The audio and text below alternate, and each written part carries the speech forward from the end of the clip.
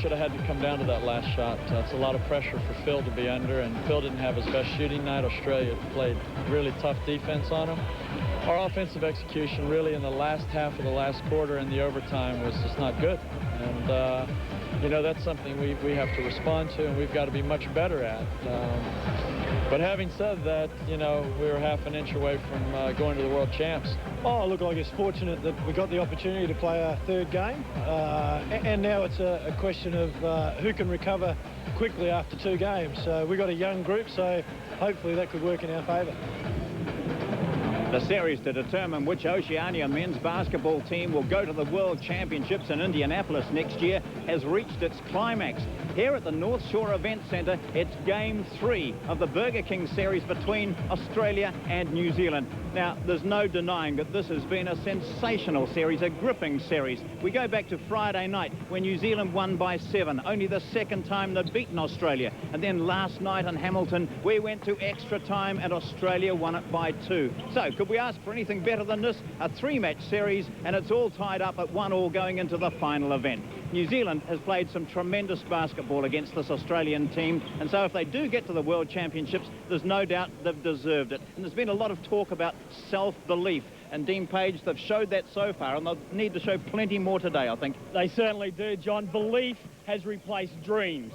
For 23 years we've dreamt about it. Now we can actually do it. We can take a lot from last night's game. We were unlucky. Calls didn't go our way and we didn't play well, and the 4th best team had to beat us in overtime. Yeah, well, showtime. It's 3 games in 3 days. The second was last night, so surely fatigue is playing a part in this.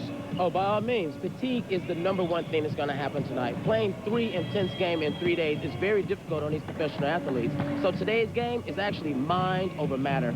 Yeah. Do you think they can do it today?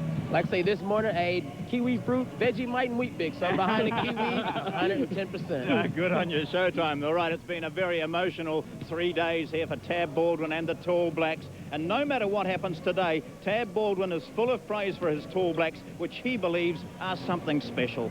I think they are, but to me they are. And I hope people feel that way, but you know, the jury needs to stay out in reality. You know, sports are not the end of the world, but it's our world for a little while, and we're going to be tested. We're going to be tested with all the resolve that we have, and I sure hope we answer that call. I believe we will. I believe these guys will come to play, and they're inspirational to me, and I'd like to think they can be inspirational to everybody else, but you know, it's really a big burden on their shoulders. The North Shore Event Centre, where the basketball hopes of 2 nations will be played out. We stand by now for the national anthems of Australia and New Zealand, sung by members of the choir of Rangitoto College. Ladies and gentlemen, please stand for the national anthems.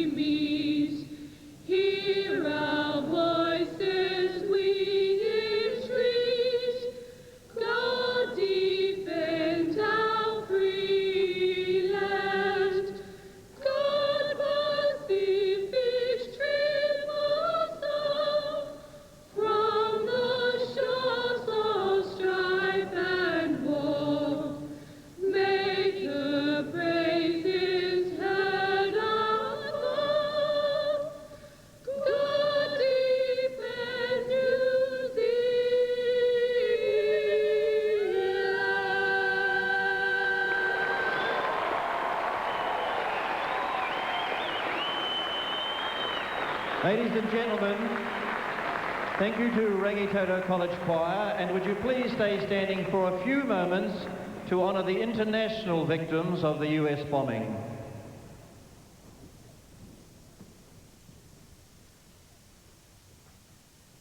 Thank you. The teams will now have a 5-minute warm-up, but first...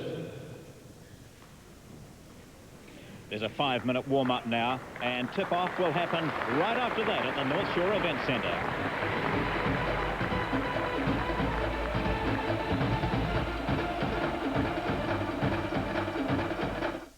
Getting your car fixed can be a hassle. The job's either not done right, or it just keeps getting more expensive. Now you don't have to put up with all that. Talk to Midas.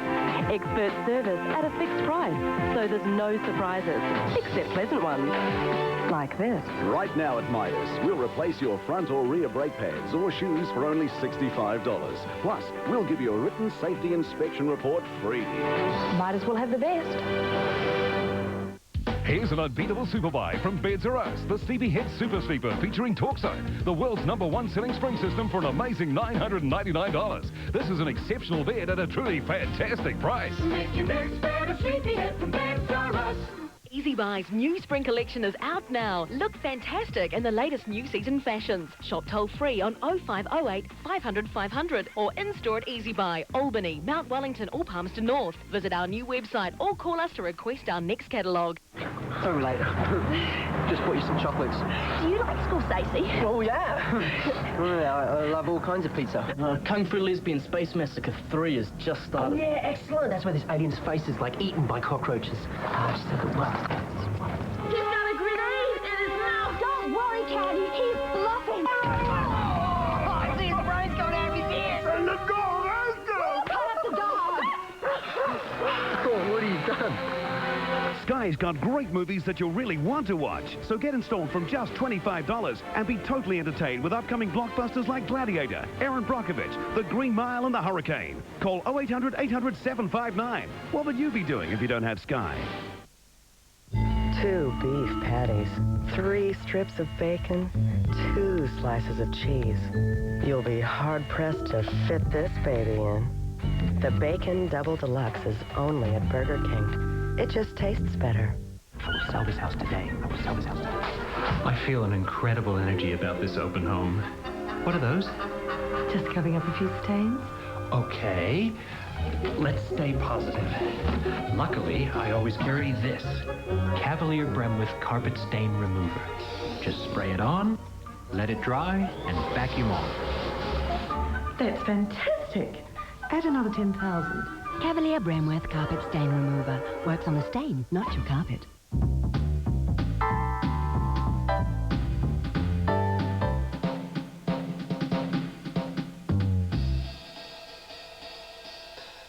Daihatsu YRV. Smart thinking. There is a painful disease that affects hundreds of thousands of New Zealanders, from the elderly to small children, even world-class athletes. Arthritis feels like broken glass stabbing into your joints. Help the Arthritis Foundation support those in pain to have a better quality of life. So please call 0800 002 502 now to make a donation, or give generously when the collector calls. Oxys Turbuhaler works in tandem with your preventer medication to control asthma symptoms for up to 12 hours. For a free Oxys information pack, call 0800 Oxys for you. That's 0800 69 47 48. Burger King World Championship Series is about to be decided. The prize, to play against the best in the world in September next year. Let's look at the lineups. Australia and New Zealand with Dean Page. Well, New Zealand, they have run with this in the entire series. Dickel, Jones, Boucher, Perro, Tony Rampton has been so dominant on the boards. Judd Flavel, Paul Henare, Brendan Kathy-Pongia, the veteran, Willie Bertram, the oldest rookie the world has seen. Younger Rampton, Damon has been impressive. They're coming off the bench for the Tall Blacks. The Australian Boomers have decided to mix up their starters. Today they go with Ma, youngster Daniel Egan, Daryl McDonald, Matty Nielsen and the impressive Ben Melman. Their bench has perhaps been their weak link. They'll be looking for an improvement from Scott McGregor, Glenn Saville, the giant Axel Dench, Derek Moore and Ben Knight.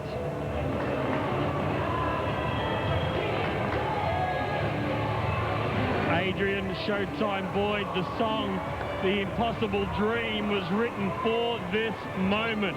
The Tall Blacks, they have one chance, one more chance to etch their names in the annals of history. You got to remember, today's game is about, it's not making a dream become reality. And I think that's mainly what everybody needs to know.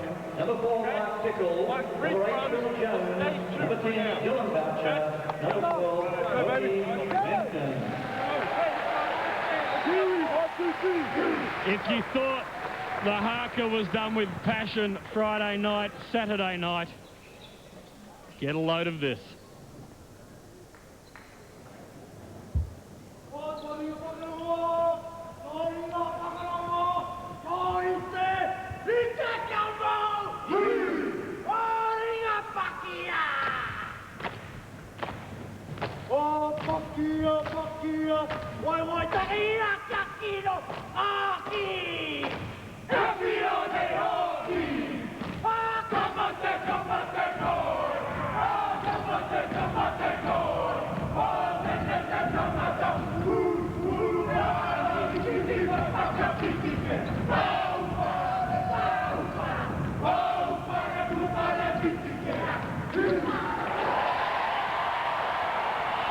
They've laid it down. Fire in the eyes of the Tall Blacks. Never before have they had the opportunity they have today. Oh, you can see it in the heart of all of the Kiwis. They're actually up in their face. This is going to be a war. Forget what's going on in the States. We got a war right here at the North Shore Event Center. Number 10 there, Dylan Boucher, has been an absolute revelation in this series. Let's go. Defense, 1, 2, 3. Defense. Party at Tab's house. I tell everybody, last game, I thought Dylan Boucher played an excellent game. Even though despite they came up with a loss, he would have been my most valuable player, providing on both teams. So tonight's matchup is going to be very crucial. Make for sure we remember it's going to be mind over matter, heart over pride. 7 points in game 1, 2 points in game 2. Game 3 underway. Again, Brett Maher, the Australian captain, reads the tip from Rampton. And the skipper for the Boomers opens proceedings here at the North Shore Event Centre in Auckland. Perro. Nice little move with Dickel. Air ball. And Dylan Boucher out of bounds.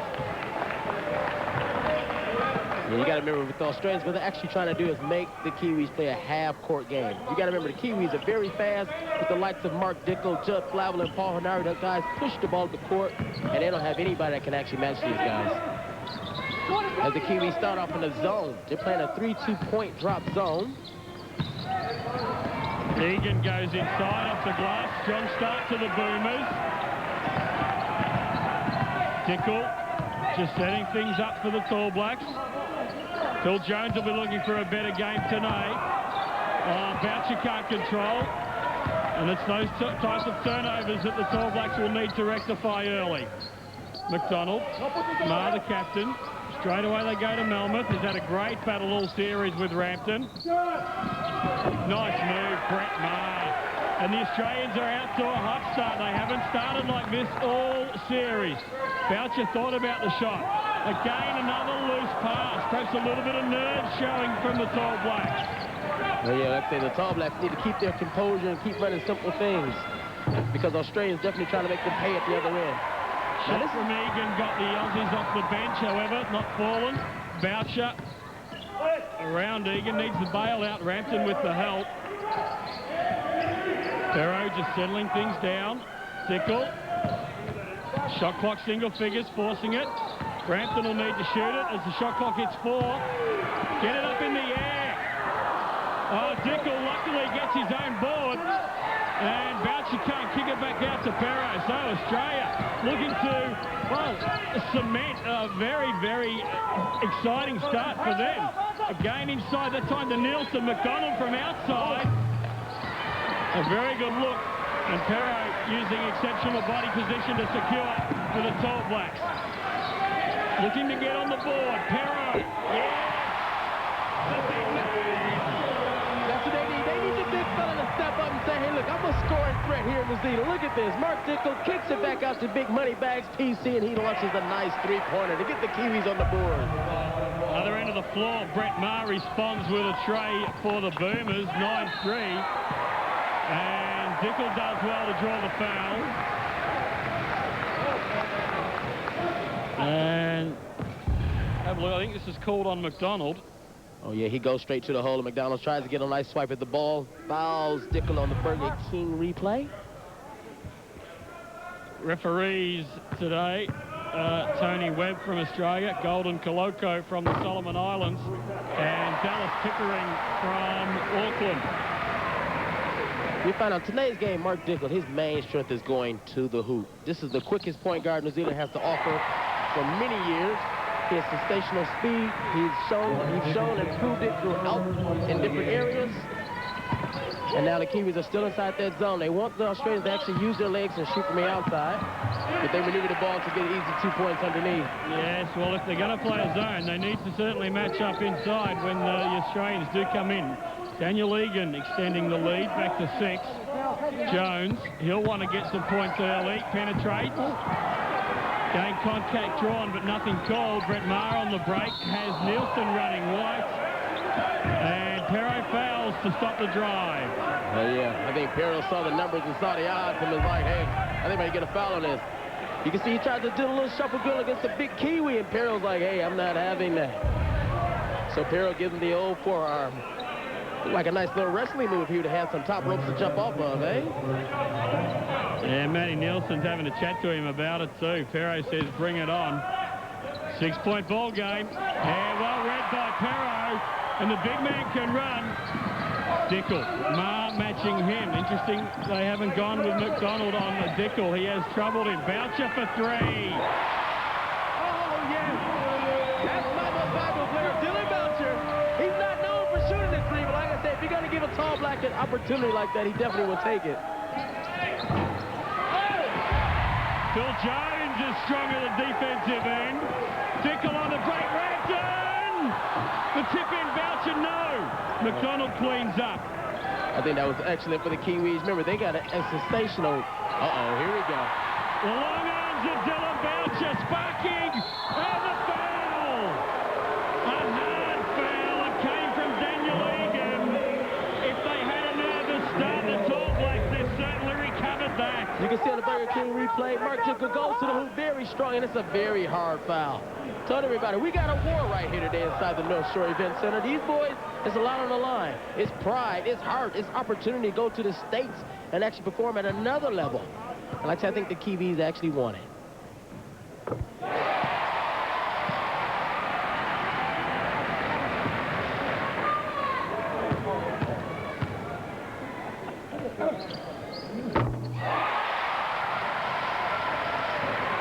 Well, we're back to 1 after 4 minutes of the first term in game 3. Maher pick and roll with Melmoth. Opens up Nielsen from 15 foot. All the Australians, they knew it'd be tough. Boucher inside. Again, working hard. He's just pure hustle, Dylan Boucher. Phil Jones thought about the shot. He said he wants to get on the board early. Perro, yes! And he puts his arm as he runs back the big man. Oh, he wants this. This is the captain showing all of his talents. Nice little move inside his little repertoire. And oh, D-Mac answers. Yeah, you can't let them shoot with an open shot. They will hurt you every time. Oh, just great acceleration by Dickel. Again, the hustle play by Boucher. Unfortunately, doesn't secure possession that time. But Dickel did everything but put the ball in the basket for Rampton. And he will be looking to exploit his explosiveness. Mark Dickel, Nielsen, Melmoth, and Boucher over the top. Yeah, the Kiwis get caught slacking on defense on that one. But you'll find out here, they split the screen. Another nice little dish pass underneath, and Dylan, he has to drop from the weak side to get in there. The Australians are certainly keeping their offense very, very simple. We haven't seen anything extraordinary from them. It's just a screen, pick and roll. If he's open, you give it to him. If the help doesn't recover, well, then they go over the other side of the floor. It's the same thing that Tad Baldwin quoted the other day when he said, hey, look, in basketball right now, when you're playing at this level, you can't run trick plays and try to win a ball game like this. You guys have to be sound and smart and keep everything very simple. Jones with the offensive board, and that'll do him the world of good. Phil Jones, game high 28 points on Friday night in Wellington. Had the shocker with only the one basket last night. It was a 3 late in the game, and he'll be very happy with that start. McDonald going over to punish. Willie Burton checks into the game, and he does what he does best, and that's the defensive glass. Boucher, Perro wanting it. He's got an advantage over Nielsen, he believes. Dickel thought about the 3. Nielsen recovers. Finger roll, no. And again, Melmoth uses his reach to tap it to his ball handler. 3 on 2, you think they would score. They don't, and Nielsen will get called for the foul. Oh, yeah. I tell you, it seems like everything's going the Tall Blacks' way at the moment. They just need to put the ball inside the hoop. To get an easy opportunity, just need to take advantage of it. Here we have, goes in with the left-hand layup. Willie Burton goes for a nice, clean little block there, and Perro gets a nice little push underneath from boxing out. 19-14. Perro showing all of his experience for those of you in Australia. He does play internationally. He's been a key player in the New Zealand team since 17 years of age, 10 years. And he's also the league MVP in the English League as well. He knows what he's doing. He knows how to upset people. Oh, by all means. Perro got more championships here in New Zealand than anybody that I actually know of. He's been winning championships. He just won one of the NBL title playing for the Waikato Titans. And like I say, he brought that team to glory. Just got a couple of technical glitches with the game clock. Currently showing 4 minutes and 12. However, I think Tab Baldwin suggests it should be under 3. Of course, we are going live to Australia on the C7 network, and we welcome you. I hope you've enjoyed this series. The Australians, they came over here saying it would be tough, but not really believing it, I don't think, Adrian Boyd, until game 1. I think they got a big, huge awakening when they thought like the Kiwis would be one of those teams that may fold early or come out strong and give up at the end. But the Kiwis have had it. Like I say, they have the mentality like they want to win, and they've been holding on to it.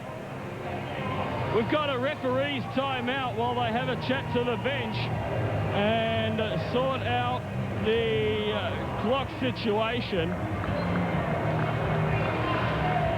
The man in the back of the screen in the red jumper, Steve Smith, the Oceania Confederation Chief Executive.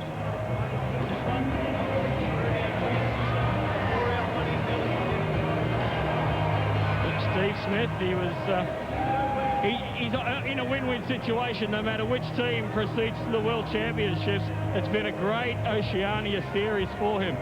Oh, you got to remember, these are the games that everybody wants to be part of. These are the games everybody wants to see. Let's go and listen to Phil Smythe. It doesn't have to be on that first part, all right? You can step out, we just reverse it around again, okay? Although you've gone down and set the double, Scotty. You've gone down and set the double, Marzi. You're coming off, so they've got to take you, or they've got to take me, or they've got to go sack. You with me? Okay, if it goes further, then better you be the next guy. Instead of coaching up. So it's not to confuse you guys. Defensive. I'm talking about when Morris got the ball, we're not getting to that double quick enough. You got to jump way up there before he puts it on the floor, before he puts it down. I'm talking about the first one when they slip the hard. Okay. They're like this, all right? Double. Slip. This guy's got to come here. Yeah. Well, we got to stay more inside to the box and stay outside. Defense, 1, 2, 3.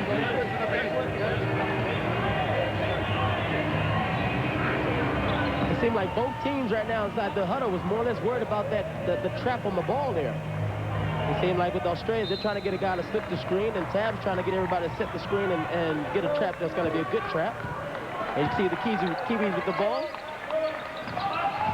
Dylan Boucher.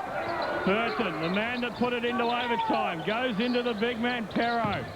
McGregor's marking him, the biggest body in the Australian team. Burton, 10-footer. Oh, possibly thought he might have been touched on the arm. No call.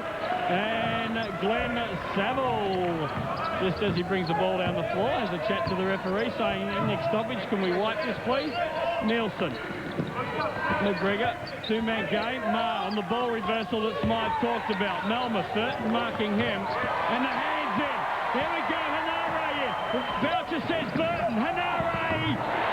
Classic Kiwi basketball. I told everybody, once the Kiwis start to get a turnover and take advantage of the situation, those boys really run the floor very well. You can see Paul Hanare to Willie Burton back to Paul for an easy 2 off the glass for the Kiwis. Melmoth gets around Burton easily that time. Perro gets it out of the basket quickly, looking for a break. However, no opportunity there. Jones. Oh, the back door from Boucher to Perro. Now those two guys work well together.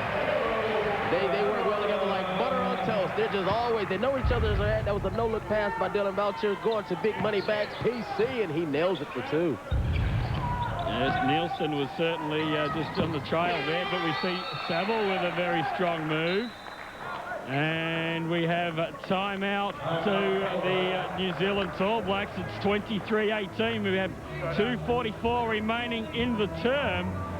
And similar start to last night, really, Adrian Boyd. The Australians got out early, New Zealand clawing it back.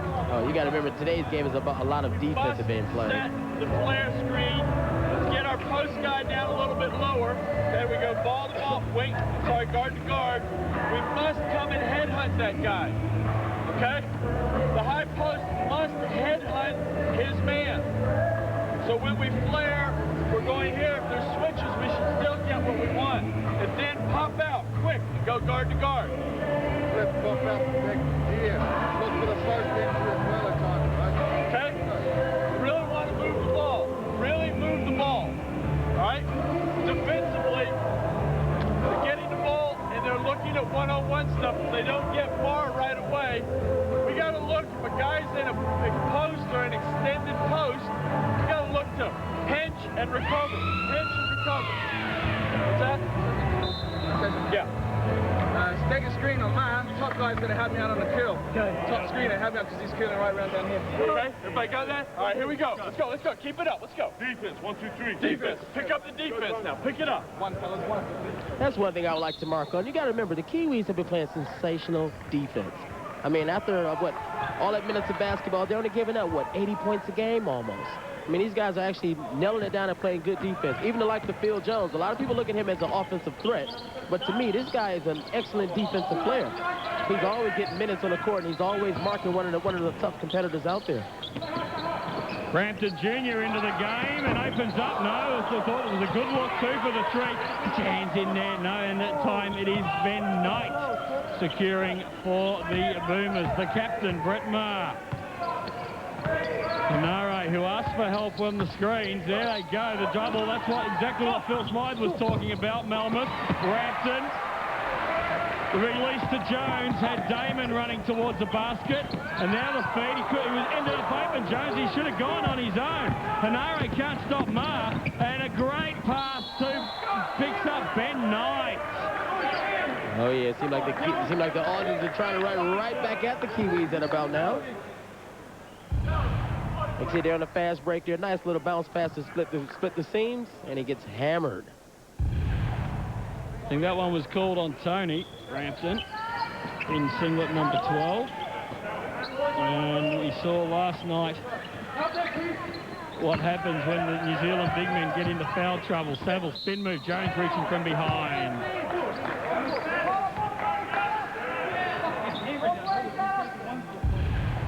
Yeah, you can see he tried to do a nice little one-on-one move on Phil Jones. Tried to reach in from the back, and he knew he was going to get a foul on that. You can see the free throw count for today has been a tad bit different from last night's game.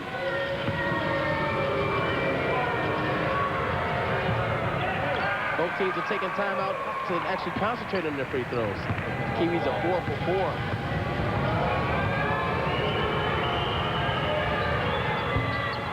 So both teams are shooting 100% from the free throw line. So we haven't had a missed shot from the free throw line, which was a very crucial thing in last night's opportunity. 7-point ball game. Damon Rampton. Jones is open. And a great trail there by Damon Rampton. Picks up the foul. Oh, yeah, Damon, he's worth every weight and go. He's one of those scrappy players going to get you the loose ball. He's going to get you the nice little putback, and he plays excellent D. He actually gets in and plays a nice role for the Tall Blacks. He's a scrapper. You can see Phil Jones shoots a 3 that he's very comfortable with, and what do you know? Rampton goes in for the nice little strong rebound for over-the-back foul. It's a magnificent story for Damon Rampton. He had not played basketball for 2 years, out with a back injury. Went to the Nelson Giants this year to play second division basketball. Big brother Tony couldn't get a release from his Cairns contract, so Damon got a start in the Giants' first team, the first division in the NBL, and now he's a Tall Black. I spoke to Tab on Damon, and he just said the kid has a lot of talent. The guy can actually jump out of the gym. He has great, excellent jumping ability, and he works hard. He's a workhorse by all means. It was certainly good movement by the Kiwis, and it was an exceptional pass by Willie Burton. However, Damon Rampton not expecting it, off his feet, an Australian ball. McDonald. Flavel marking him. Judd Flavel also plays at Nelson. Saville, crowd getting involved. Great move, Glenn Saville. And Flavel picks up the dregs. And now looking to set something up with Tony Rampton. Outside to Damon. Hanare, weak side. Well, the Tall Blacks are running what they call a motion offense here. A lot of movement, a lot of flare cuts and rolls. And we got... Well, it's not really Tony's shot. He has made a couple, as we saw one evident last night. However, he was under pressure with the shot clock winding down. Final minute, first term. And the Australians are out to a 9-point lead, 27-18. Judd Flavel, Hanare with the pull-up tray. Up the back of the iron. Who can recover? It is a New Zealand ball. Referee Webb says Dallas are going to go Australian. And Dallas changes his mind. I think that was a second thought by Dallas on that one. But then again, though, you can't go wrong if you're in the North Shore Event Center and you say it's the Kiwi ball, I tell you. Phil Smythe wants to have a timeout to discuss perhaps the last play, make sure that the Boomers get the last possession. They don't want to turn this over. Let's, as the coaches have a chat on the floor, let's go into the Australian huddle. You have 5 minutes to remove your car before it's towed. When your car is parked, stop running the board so they don't get they miss. We want to get the ball. The thing is, we're helping. That's what I'm saying. We need some help bumping the belts. Offensively, we're in our 44 right now. You're inside, okay? He is a decoy right now, unless he's got an easy one. We want to run the clock right down. As the clock winds down, get the ball back into Mac's hands and just flatten down. Okay? Flatten down. Phillips, the only way they can try and distract us with some physicality, okay? He's strong and fast. That's what we're doing. Nothing else. There we go. To the ball. Phil Smythe certainly looking a little bit more relaxed than he has in the previous 2 days. I don't know. This is only the first half. You got to remember, and I don't know. I think they got a lot of pride and glory going into D-Mac. They want to put the ball inside his hands as much as possible. Flatten, of course, so he can actually take advantage. But I see Tab has countered with that and put Dylan Boucher, excellent defender, on him. Ben Knight, McDonald. They're certainly running the clock down. Shot clock's on 8. And so there is a couple of seconds differential. McDonald, Knight. And a nice possession. Nice play by Australia. Hanare needs to get the ball in the air from the... Oh, yeah! Paul Hanare hit the 3 to go to quarter time from Latino. Australia 29, New Zealand 21.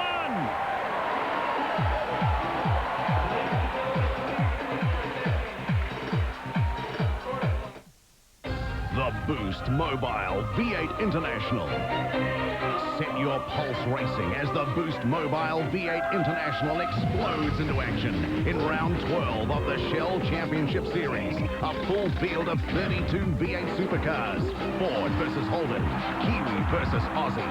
The Boost Mobile V8 International. Pukekohe Park Raceway, November 9, 10 and 11. Book at Ticketek today. There is a painful disease that affects hundreds of thousands of New Zealanders, from the elderly to small children, even world-class athletes. Arthritis feels like broken glass stabbing into your joints. Help the Arthritis Foundation support those in pain to have a better quality of life. So please call 0800 002 502 now to make a donation, or give generously when the collector calls. I can never be a vegetarian. I think that's what you're supposed to do. Man, that's ugly. Mom's gonna kill me. Mom's gonna kill me. Oh. Yum. Excuse me. Maybe that one. Man. Man, that's hot. Don't forget chips. Do they mean chops? Mom, it's gonna kill me.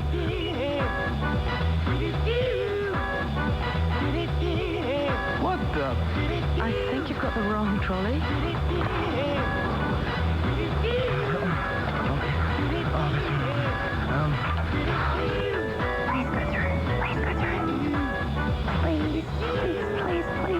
Please go through. Your car will be towed. Please move immediately. Thank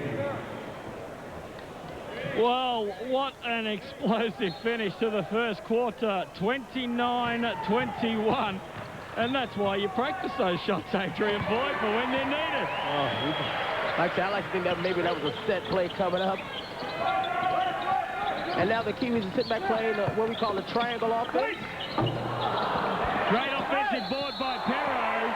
And referee Koloko is going to call a foul on number 7, Glenn Saville. That is just pure strength in the big guy, Perro Cameron. Pure strength. You can see Tony Rampton turns around for a nice little jump shot, misses. Big Perro Cameron gets a rebound, decides to get him a foul out of it as well. Now he's going to shoot too. Whoa. Hang on, Karen. We'll have a look at it. That doesn't count. You said hang on. Not counting that one, as it appears that the backboard is crooked, the goal is crooked, so Perro can obviously do anything. It doesn't matter what the equipment looks like, he can make some shots. I think it was a lot of slam dunking during the warm-up line and decided to twist the rim around a little bit. And you can see, like, right about now, they're playing the Kiwi style of basketball. None of the big men are actually in any foul trouble with the likes of Cameron with 2. They're playing very sound and very smart basketball. Despite what the score is, they're trailing at this point.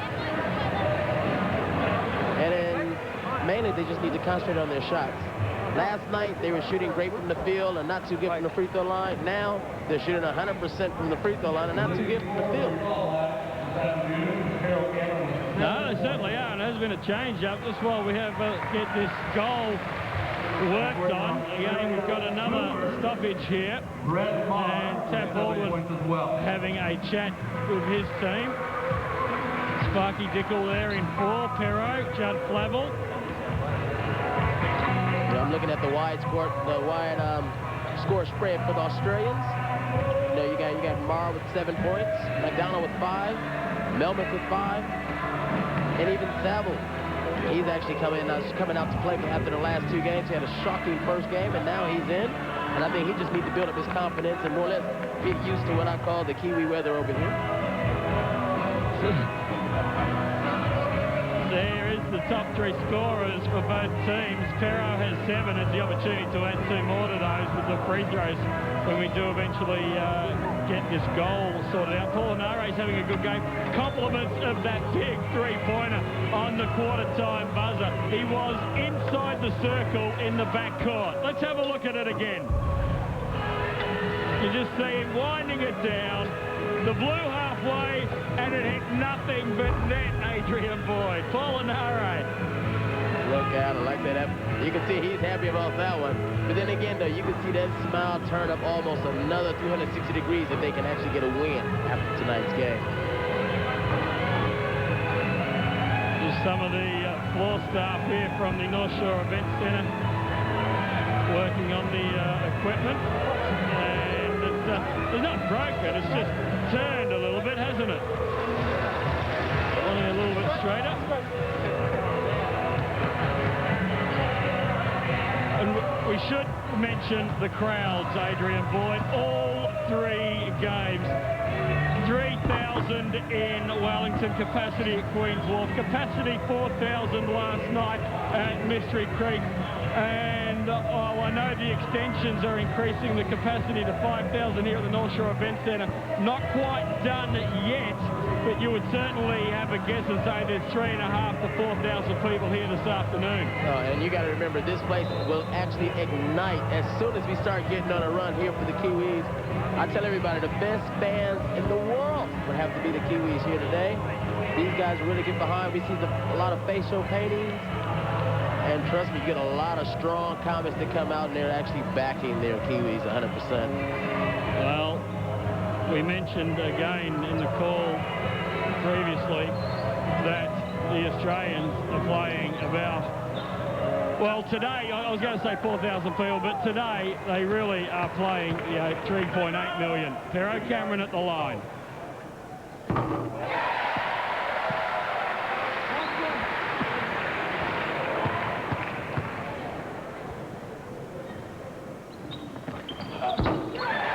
Cuts it back to 6, 29-23. New Zealand need to stay in touch. The Australians, we knew they would get better each performance, but how their big guys handle the 3 games in 3 days without any guards will be interesting. Great forward defensively by Rampton Tony. Boucher on the break. Perro. McGregor working him over. And good boxing out there by Scott McGregor. I think Perro Cameron's actually feeling it about now. He's actually going inside a lot of moves. As they got a trap in the corner.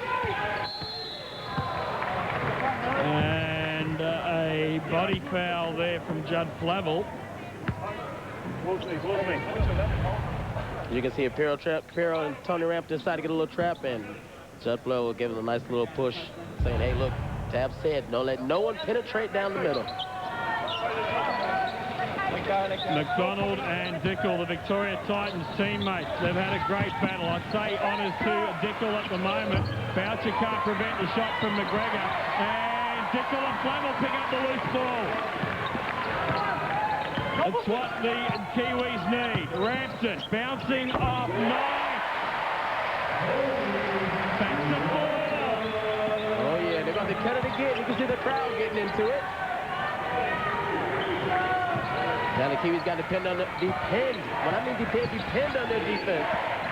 Yes, and the crowd is helping them. Nielsen over Perro. Get some love off the glass here at North Shore. The Australians, they're just dropping back on defense, trying to nullify the speed of Dickel. Oh, and it's a 3! Sparky American's about to spark up a little bit. The first 2 games he wouldn't shoot an outside 3. This game he nails the outside 3. Nothing but cotton. Saville, nice move with the left hand. And that's a strong move by him. I think that's more or less a confidence booster. And now you got the quickness of Dickel. Oh. And the strip by McDonald. Australians have a 3-on-2. D-Mac for 3. And Rampton, no, Saville dives. And the Australians will reset with a new shot clock. Saville has Flavel marking him. Spinning baseline. Oh, I thought he must have travelled. Nice ball movement, threes up, Ben Knight. And he nails the 10-foot baseline. Oh, yeah, they're trying to actually take advantage of the Kiwis scrambling back to get on defense. And Mark Bickle, Mark, he's in, and he's in for three. He's pumping it up, I tell you. He's bringing the Kiwis back to life. He wants every call. Look at the guy's face. Oh, that's the warrior. That's the heart. That's the Kiwi of pride. You see, he puts the helmet on, and he goes straight to the hoop, over the big, huge 6'11" guy, and goes in for an easy playoff. Yes, and McDonald now has 2 fouls. Brett Maher has checked into the game, and if they can get one more on McDonald, that will be advantage New Zealand.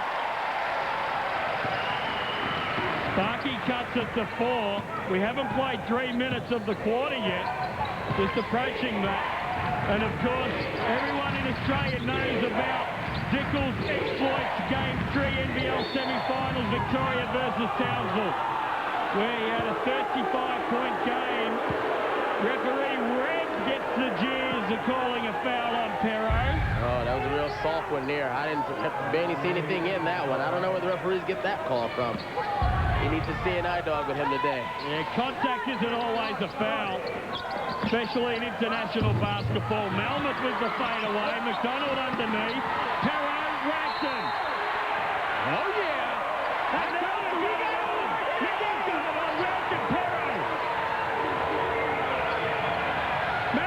came in, trying to strip from Rampton after the call, and Tony Rampton says, bring it on, this is my house, this is my country. Oh, WWF, look at this. A big 7-footer gets, McDonald gets the rebound, goes up, Perot's in there fighting, Tony Rampton gets the ball, he squeezes it. Oh, now here come the elbows. The Kiwis against Australians. Holy Toledo, we got it going on here today. WWF for the tallest guys on the court. Well, there is no tomorrow. It's as simple as that. Today decides the Oceania representative for the World Championships. And that's what New Zealand wants. James blocked by Nielsen. It was huge, Matty Nielsen. That was a nice block. He did like a fly swatter. But once again, the Kiwis get the ball back in the hands of Sparky, quickest guy in New Zealand. Quickest guy in Australasia. Burton. Jones. Comes up short. And offensive foul against Willie Burton, pushing for rebounding position. Ooh. Referee's just trying to perhaps gain some control here. It has got away from them. No score for almost 2 minutes, and it is Australia 35, New Zealand 31. McDonald goes on his own, bails out to Maher. Almost travel, and then they throw it away. Oh, and they throw the ball out of bounds. Now we got the best 6 man into the league. We have who? We got the crowd into the ball game. Burton wants the ball quickly, and referee Pickering is saying, calm down. Just give him the ball, Dallas. Yeah, let the players decide who's going to win, not the referees in this game. Tony Rampton has the ball on the side. Ooh, turnover. The Kiwis remain with possession. 18 seconds left on the shot clock. They run a play called over. Looking to get something underneath, and that will be, Tony Rampton says hello to the corporate box from the Parnamo Hotel, where the teams are staying. But you love to see instant basketball like that. You love to see the crowd get interactive. You love to see the players mingle with the crowd. But maybe after the game, Tony. Yeah, 7-foot Taranaki giant Tony Rampton. Melmoth and Rampton pushing each other. Again, the reach-in. And the travel is called on Dylan Boucher. Oh, yeah, Dylan's trying to create a little bit too much there. As he gets caught in the lane, trying to get his feet together. Comes up a little bump. Yeah, and he winds up traveling. Well, the pressure has gone up a notch, hasn't it? Saville, again the reversal by the Australians. Maher frees up Nielsen underneath. He was standing in the key. He was standing in the key, Glenn Saville. Maher penetrates it. Oh, if he doesn't penetrate, I'll tell a lie. Sorry, he hits the 3. And just extends the Australian lead. Back to 7. See that? Good pass underneath. Holy Toledo. This guy throws a no-look over the back pass to someone right in the middle. Look at Willie Bird. He's like, I got eyes in the back of my head, and he hits Phil Jones for an easy 2. Yeah, Phil Jones will just get the score any way he can. Melmoth over Rampton, Marr, and Burton will get called with another foul. Man, I see more guys hit the floor today than they do on a typical rugby match on a Saturday. These guys are actually on the ground. They should wear cleats and helmets and everything. What do you think, Dean? Well, we have Buck Shelford, New Zealand legend, undefeated All Black captain in the crowd. There he is, the big man. His team's currently sitting on top of the NPC. Like I said, with all the physical contact out here, he should be recruiting some of these guys to actually join the field for him. I'm sure he would have loved seeing Tony Rampton and Matty Nielsen go toe-to-toe. You got to remember, the Australians have a lot of composure at the moment.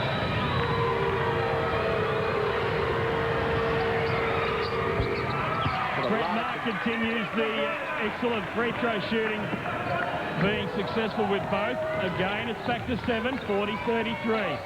Jones, Dickel at the top. Rampton, leaning and draws the contact. Yeah, the Australians are more or less trying to play solid defense, but the Kiwis are breaking them down and running what they call a triangle offense. And Tony Rampton decided to show the ball. The guy went into the air and jumps right into him. It's been a great battle all series, Rampton and Melmoth. And it'll be something to look forward to in the Australian NBL. With Tony Rampton at Cairns. Jones with the pull-up. Turn around. He is coming back. He is fighting his full form. And he is winning, Phil Jones. So once we get that man sparked up, I'm telling you, it's a whole different Kiwi side. I literally think he has a cape on underneath that number 8. I'm telling you. And he gets the steal. He made 2 points. Gets the steal. Straight away to Dickel. On the outside is Boucher. Damon Rampton can't handle. Sparky with the save. Calls a fist. Damon from the corner. And Nielsen gave Boucher perhaps a little push. Nothing picked up. Marr. Dickel does well to stop his progress. McDonald. Nielsen. Good defense by Boucher. Again almost forcing the turnover. Now he gets a strike. Ooh, Dallas Gatt went over on the All Blacks, I tell you. You look at Tab Baldwin, I think he's going to go back to the locker room on that one. Dylan Boucher thought he had good hands in there, and once again comes up with the foul. I tell everybody, Dylan Boucher has great hands speed. He's just a very aggressive guy.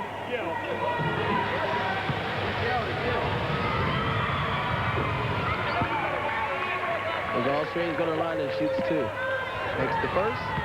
Yeah, well, Tab Baldwin and referee Pickering had a running battle all season in the domestic NBL here in New Zealand. And certainly Tab did not like that call, and he's still talking to referee Pickering. Boucher can't handle. Jones. If he hits that, it'll be good. No. And there was that Egan coming through. Rampton was fouled again. And Koloko comes up with the late call. Oh, now we got Tab Baldwin. He's rolling now. He called the weakest call at the other end. Now Tab wants it to be fair. Hey, my guys are fouling, but so is the other team. Let's get control of the ball game here. Calls and calls. Don't miss any calls on my guys. Look at the facial impression, says it all on Tab Baldwin. You can see we get some easy rebound here into the hands of Dick 7-footer Tony Rampton. No foul. Damien gets the ball and a nice little hand reach in by number 5 for the Aussies. Damon Rampton on the line.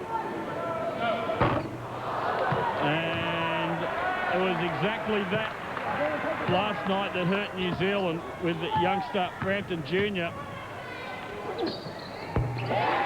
Not able to convert 2 from 2. He makes up with 1 though. And the Kiwis stay in touch. Saville running things for this time for Australia. Marr, Dickel is on him. Pushes off with the body screen from Nielsen. Pulls up the leader. He's good. He's just a great shooter. He's all class, Brett Marr. The little fella does it all there. He just like went inside the land of the Giants. Smallest man in the Australian team as Rampton goes inside, gets the love, no. Boucher recovers and the reverse. The reverse is good from Dylan Boucher. Mr. Scrappy, he's just about everywhere. You see Tony Rampton, nice little turnaround jump shot, didn't go in. The boys are fighting the Scrappy for it, goes into the hands of the Scrappy. Dylan Boucher picked up by Rampton. Dickel sees two gold shirts in front of him, pulls out to Jones. Boucher not opting to shoot over Malmouth. Give and go with Dickel. Tony Rampton has a 15-footer. And the pitcher sends it all as he pumps his fist, the big man. It's back to 4 as we're inside 2.5 minutes. Jones with the steal. Open layup. Done. Take that, Australia, he said. He's hyped. He said, you guys shut me down last night. I'm coming back tonight with vengeance. He got blood in his eyes. Bill Jones, I told everybody, he's excellent for his defense, and he goes down with a quick slam. Maher again forces the leader and draws the contact and gets the call from referee Tony Webb. Oh, that was a tough call there. Very tough call to make on that one. You can see Mark Dickel jumps in the air with the guy, got him on the elbow, nice little touch. No problems with that, but calling the both ends of the floor, surely that's all anyone from either team can ask. By all means.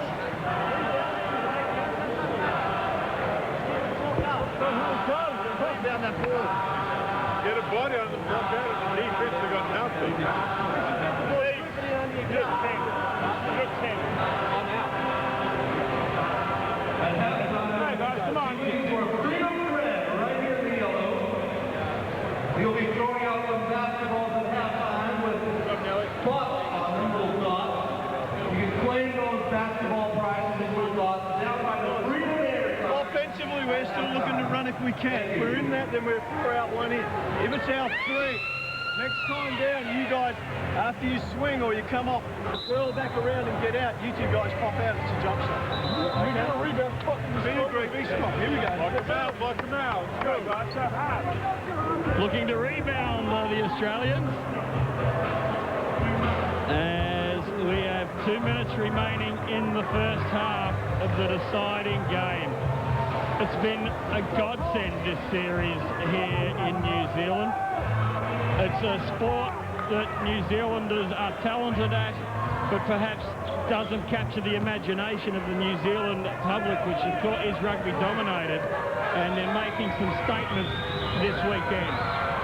Found out that each and every last one of these guys are playing well above their expectation level. You get some amazing things from each individual tall black, the likes of Dylan Boucher, the likes of Willie Burton, even the young Damien. He's in there battling, he's in there. Yeah, his shot doesn't go from the low post. Brett Maher is carrying the Australians. He has 17 points. Dickel has 10, Cameron 9, Jones 8 for New Zealand. And you remember Phil Jones last night did not score until the final minute of overtime. There's a nice pull-up jumper there from Matty Nielsen. Takes his tally to 8. Boucher. Paul Henare out of the Hawks' face. Lays his ball in Auckland. Spent an off-season in Nevada. And he hits the tray. Again, just staying in touch. That's the composure of Paul Henare. He just want to execute things. You see he comes off the screen wide open for a 3, and like I say, nothing but cotton. Boucher almost a strip. Nielsen outside is short. Boucher, great position.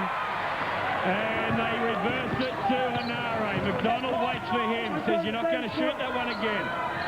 Burton wants to get it to Jones.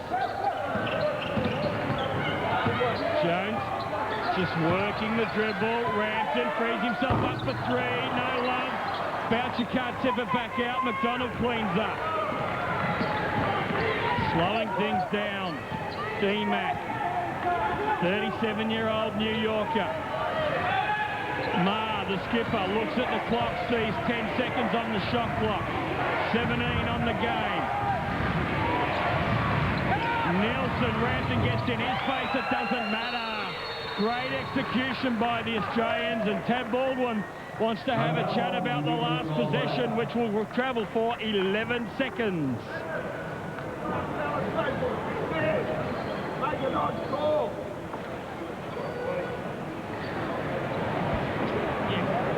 Okay. Hey, do you want me to rotate there, that far out? I didn't see. Let's talk about this. Dylan, you get the corner. Okay? Piro, low post, same side as Dylan. All right? Sparky wants you to bring the ball up the left side. Okay? Willie, you get in the corner here. And Bill, you're going to be a decoy or a kickback option. Okay? Drill behind you. Drill behind you. Yeah. Mark, I want you to actually take it to the middle and then go at Bill. All right? They cut you off. I want to roll on that. Okay, Piro, I want you popping up. Dylan, look the back door of your guy. Okay? Now you don't go until he rolls. Okay? You can go just about the time he turns. Right? If he's not gonna cut you off, Bill might try and get a handoff and you do the same thing. If you're trying to penetrate, look to score. Try to get to the hoop. What time are you going? Like 6? You got it. A little earlier. All right. Okay? Not 8. Yeah. Team, 1, 2, 3, team. We're right into it. Like I said, you'll find out what the brainiac of Tab Ball is going to come up with. It should be a well-designed play, and you'll find out what the Tall Blacks is all about, execution. As you can see, everybody must go to specific spots. Everybody knows what to do here.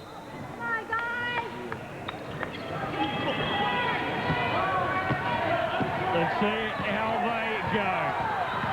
Dickel, there's a roll. Oh, Piro, you knew it was coming. Cap told you it was coming. And they give Australia the ball with 2 seconds on the clock. Ma from three-quarter court can't emulate Polinare from the first quarter. Half-time, Game 3, World Championship qualification. It is the Boomers 51, Tall Blacks 45. Ladies and gentlemen, Australia are leading, so it's been Australia's first half here at the North Shore Event Centre, the big decider of the Burger King Series. New Zealand, though, they were down by 11. They're clinging in. They're staying in this game, aren't they? Well and truly. You got to remember, today's game is all about pride. It's all about heart and determination. And like I said, the Kiwis definitely have everything. They just need to stay focused and more or less concentrate at the task at hand. This is a very crucial game. This is decided for the whole year. This will pretty much make this season and make history here in New Zealand. There are occasions when they looked a little bit on edge during that match. I just wonder, deficiencies from their first half that you'd like to see improved on? Well, you got to remember, it's a lot of butterflies floating in all of the stomachs at about now. No one wants to come out and be like an embarrassment. That's why they're trying to do it on the defensive end. They're trying to come out there and scrap and struggle for everything. Like I tell everybody, there's a war going on in the States, and there's definitely one here at the North Shore Event Center here today. Thank you, Showtime. Let's check out the halftime statistics now with Dean Page. Yes, as we look at the top 3 scorers, Sparky Dickel, Pero Cameron, Phil Jones getting some touchbacks. Brett Maher, the captain, was doing it all on his own until Matty Nielsen stepped in with a couple of key plays. Also, Glenn Saville, who's having his best shooting performance of the tour. The assists, well, Dickel and Maher again just doing it for their teams. Willie Burton has been 2 spectacular assists from him. Nielsen is stepping up as well, the Sydney Kings youngster. Rebounding has been somewhat surprising. The New Zealanders have outperformed the Australians significantly in all 3 games. Boucher 5, McDonald 4, the little man of the Australian team. Tony Rampton is his performance, as always. Also Ben Melmoth and Ben Knight standing out. This great Burger King series is almost due for completion. 6 points the difference. We'll be back live in this tense battle very soon on One. Combinations on court throughout the series, and that has been looked at very, very closely in Australia, and we are yet to see the 7-footer from Wollongong Hawks, Axel Dench, NBL Rookie of the Year. We're also yet to see Derek Moore. For New Zealand, the only player that hasn't taken the floor is Brendan Kathipongia. This is his home court. Will we see the dream with him hitting the final points on his home court? Melmoth inside, and the contact is called on Tony Rampton. And that will be his second foul. Just look at the replay here. It's nice, just bouncing off Tony Rampton. And, well, yep, you'd call that one any time. So no problems there. The referees need to perhaps gain some early control, but make their calls consistent, Showtime. I'm pretty sure during the halftime break, these guys sat back and said, hey, look, how can we make this game a little bit more better? We definitely need to gain control because they know a lot of pride and a lot of fisty people are out there at the moment who want it. So they need to actually keep everybody's composure. Jones for 3 was a foot short. And the Australians again on the break. New Zealand need to get on the board early, not let Australia extend this lead much further than this. Ma, and Jones can't secure it. Dickel does. And gets around Daniel Egan easily. Pero. That's big PC. He just spots up. He put the heels together, and what do you know? He clipped the 3. Nice pass, Mark Dickel. Sees an open Terrell Cameron, and good for 3. Crowd chant happening as Dylan Boucher gets the last touch, and it will be an Australian ball. You find out what the Kiwis really need to do is basically inject their running game. So that way they can get people down the court, get nice little spot ups, plus they get everybody involved. But when you got D-Mac at the other end shooting 3s, it's kind of hard for them to keep focus on the game. Certainly is. Takes the lead back to 8 as Jones has Ma in his face. Pero again.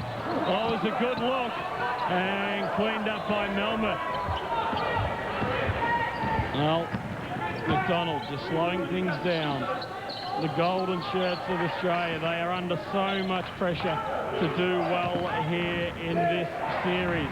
They didn't expect back home that it would be this much pressure from the Tall Blacks. Boucher with the defensive rebound. Jones. Sparky looking to take on his Titans teammate in McDonald. Gets the screen from Pero. Looks at the shot clock, which says 10. Inside the Boucher, draws the foul on Melmoth, and that will be the big fella's 3rd.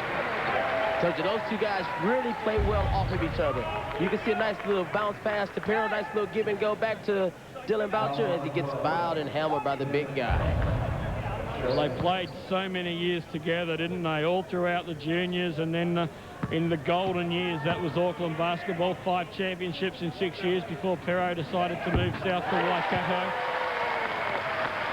And they just know each other so well. And this is basically an excellent start for the Kiwis to begin the second half. You got Pero coming out shooting the 3. You got Dylan, who's at the line, taking advantage of a nice 2 easy free throws for him. Back to 6, 56-50.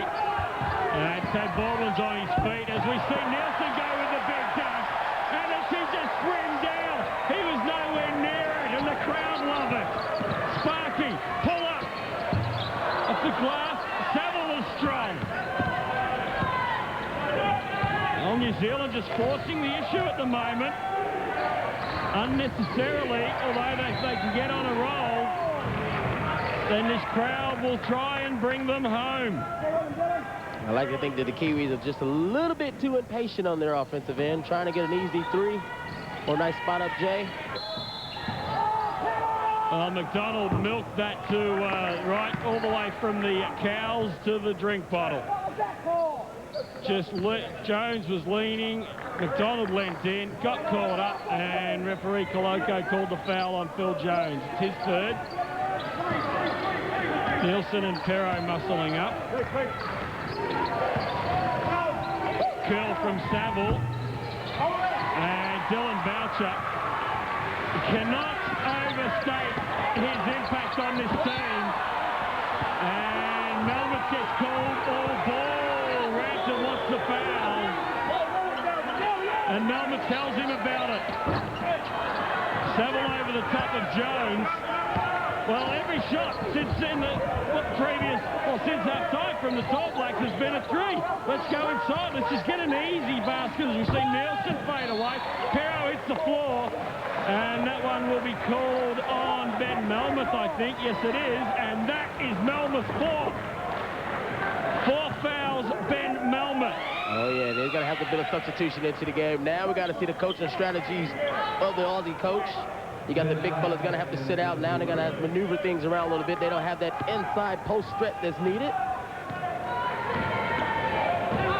6'10", Ben Melmoth sits down.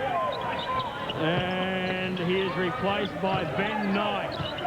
Perro backing Nielsen down, leans in, gets a call and run! And big Perro Cameron, that's the strength of a tall run. That's the strength of a real Kiwi. I'm telling you, this guy ate a whole box of Wheat Bix this morning. Look at this. Has 2 defenders on him and decided to go up and right over the top of all 3 of the gold jerseys. A significant showtime. It went inside. The first time in the second half they went inside. And they got positive results from it, from the big guy, Perro Cameron, shooting the easy one. Mar wanted the call, screamed at the referee as he ran past on defense. Dickel sees 3 shirts, decides to pull out. Reset. They put Jones into the corner. Boucher. Perro. Again from range. Here comes Moneyback. Here comes Moneyback. We got a tie ball game here. 6:14 in the third. We got a tie ball game. Moneyback. AC's bringing it to life. Boucher puts Samuel off the shot. Oh, it's a block. Boucher. James Graham. Oh, Brett Maher. Jones didn't read it. Boucher could have kept going. Now we're playing Kiwi style of basketball here. We got all 4,500 fans shouting. We got it going on here today. I tell everybody, it's a battle. The biggest day of New Zealand basketball. Dickel, McDonald, back to Knight, who just camped himself inside. No calls. The referees again starting to let it go. The Australians back in front. Perro, the money man, the go-to guy. Dylan Boucher, Auckland captain. Back to Perro. Nielsen leaning on the big fellow. Spinning, backing down. Caught out. Foul! This is the era of Perro Cameron. This is on him, buddy. He's trying to tell everybody, hey, look, guys, just saddle up and get on. You guys can ride my shoulders to victory on this. Look at Perro Cameron. He goes in, underneath, up and under. Let you know it's a foul. So all these can't believe it, but I'm telling you, all 4,500 fans here are definitely shouting, it's Perro Cameron's era. Well, the Australians are worried. They didn't like that call. And that was Nielsen's 3rd foul. We're showing Phil Jones with 3 fouls. He actually, I've just been told by our stats people, he only has 2. Let's listen to Ted Baldwin. Screen away from the post, okay? Well, look for those matchup situations, though, because we can get that. Even if Melvin's in the game, it's got to go Tony. Okay? I know, but let's run everything out of the offense. Keep your composure. We said we were going to pull it out. We got it back. Now let's move on ahead. And half is the defensive end. Okay? No turnover, all right? Make a good play. I'm telling you now. Combine him, all right? He'll create, okay? Stay with this. Stay with 5. Okay, now. 20 out of this free throw. Let's go. Defense, what's his truth? Defense. Adrian Showtime Boyd, the thing I love about this tall black team, you look at the multi-million-dollar Australians, you can buy talent, you can't buy heart. Oh, not here today. I'm telling you, these guys are more or less, the sweat is blood coming out of these guys. There's no sweat inside this. This is all blood. You can see the hearts on some of these guys. You got a warrior like Perro Cameron telling his troops that, hey, look, guys, we need this game. We got to win this game. We're going to need anything. Follow my lead.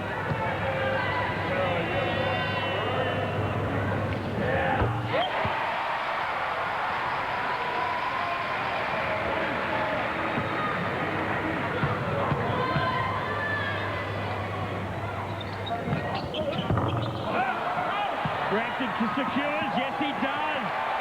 That's that extra hustle that's needed, and we got Mark Dickel. Back to PC.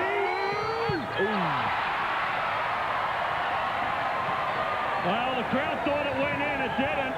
And Rampton will get called with the foul. He made Nielsen feel it. That's a nice strong move to the basket for the Aussies.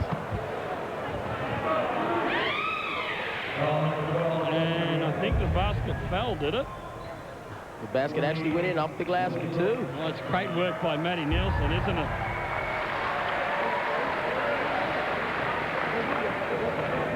The other thing I like about Tad Baldwin, he put a lot of emphasis on today's game. It's going to be about defense. It's going to be about composure with everything. And you'll find out, like, right about now, he said, hey, look, he doesn't want turnovers. He wants the ball to be mainly inside Mark Dickel's hand, who's the best ball handler here in New Zealand that New Zealand has to offer. And he just wants him to create, so that way we're going to see a nice shooter from the outside. Well, after tying it up, it is now back to 4, 61-57, halfway through the third term. Couple of substitutions. Frampton sat down for the Tall Blacks. Burton there, feed to Dickel. Burton came in for him. Willie Burton. Well, he did it last night. He's doing it again, the big man. Oh, that's the old stroker, I tell you. He put the elbow up and it's good. Dickel calls for the help on Marr. Frees up Ben Knight, who responds with a big tray. Back to 4, Sparky Dickel, Boucher. Just resetting the triangle. Perro for a pop out. Boucher caught one from Knight. Perro frees himself. McGregor did well. Boucher. Nielsen doesn't take the fake, and Boucher needed some help. In the end, threw up a prayer. McDonald, Marr wants it, he is hot. He got a good screen there by McGregor it was, and however, off the ring from that far away, sends the ball out of floor. And Jones just giving it to Dickel, who wants to run Bulls. But for a backdoor cut, possibly. Jones. Oh, Phil Jones hits double figures, and it's valuable as well. Well, that's Mr. Smooth. Did a lefty, nice little fadeaway. That is a smooth shot for Phil Jones. He's very comfortable shooting that. Now you see Phil on the defensive end. I tell everybody, you got to watch this guy. He's definitely a defensive stopper. Yeah, he reaches in. McDonald doesn't get any love off the rim. New Zealand can tie it up on this position. Dickel on the break. McDonald exceptional. Dickel does well. Perro looks at the shot clock, sees plenty of time. Jones. Dickel at the top. Wanting to go one-on-one on D-Mac. No love. Boucher underneath. Yes, pulls it up again. It's 64. That's the word for us to feel about you there. Always there, Mr. Scrappy himself. He's in for every loose ball. Every putback you can mention. Perro switches on Nielsen. McGregor's open underneath Knight. Burton will get called. It seemed like the Kiwis are more or less scrambling defensively, trying to get in the traps and trying to recover, and just not recovering quick enough. If you can see, the Australians move the ball around quite easily. Always looking for the open man. That's a very unselfish team. Well, I'd love to get someone just to watch how long these Australians are standing inside the key underneath that basket. Oh, yeah, they're camping there, I'm telling you. Some justice, says Willie Burton.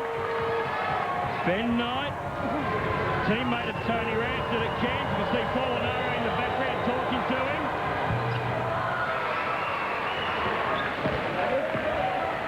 Anara just giving Sparky Dickel a rest late in the third quarter.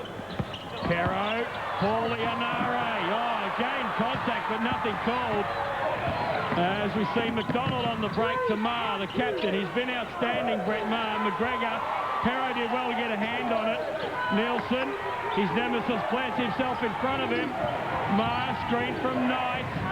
Loose ball over to McGregor. Burton over the top, McGregor. Again, Nielsen does extremely well to reset out to McDonald. Well, the Kiwis definitely need a stop here. Yeah, 1-point ball game. Double team on Marr. McDonald, McGregor. Boucher takes the fake. Panara with the steal. 1-on-1 with McDonald. And McDonald gets the strip to save the layup. As excellent hustle by Paul Hanari. You can see the quickness of him. I guess he had to make up for the last play that he missed. See how Australians are trying to move the ball around quite freely, and Paul Hanari comes up with a steal, goes to the hoop, and the quick hands of D-Mac reaches in at the last second. Timeout called by New Zealand. The Australians, they've given it all. They're a talented bunch, but they are also a tired bunch. Tell everybody, fatigue is the #1 factor here today.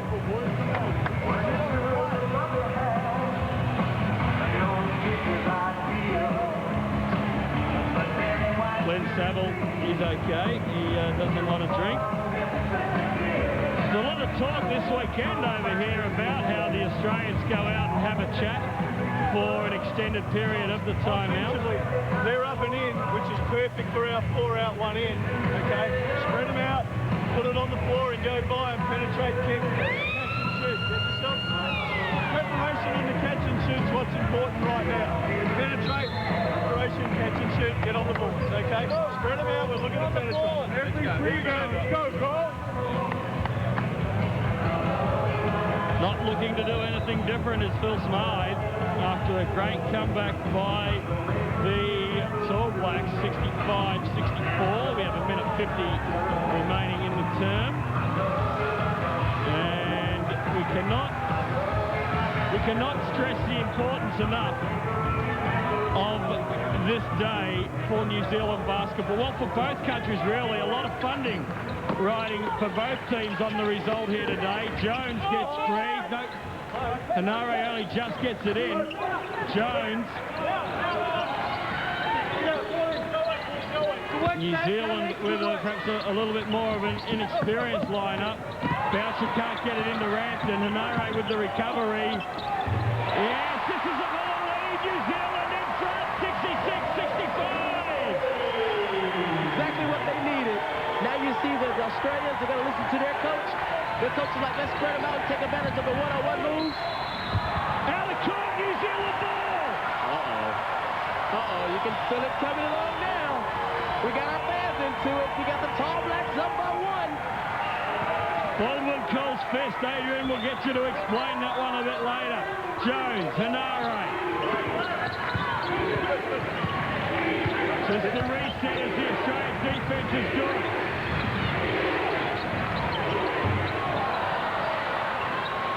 Good look there by Boucher. However, unable to convert. You can see offensively, the Australians just want to have a lot of patience. They want to spread the floor and take advantage of a lot of one-on-one moves and catch and shoot. Saville from the corner, Boucher with the glove. Jones on the break. And McGregor with the blocking foul. Well before the shot. Oh, that's that Phil I'm going to agree with Tony Webb on that call. It was well before the shot. I agree. He just came down. You can see the guy is trying to move his feet with the quickness of Phil Jones. And, well, you know, Phil just kisses it off the glass, but it won't count. He will go to the line, though.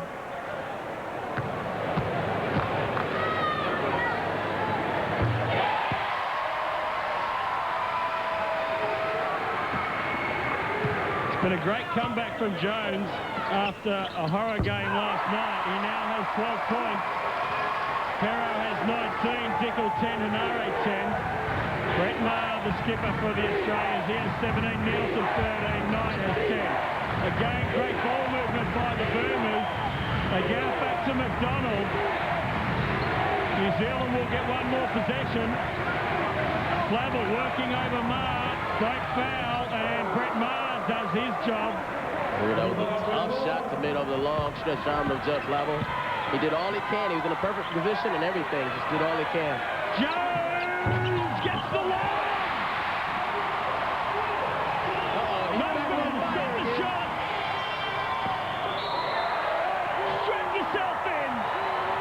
We are going to Indy at some stage. The final 10 minutes, the next 10 minutes will tell us.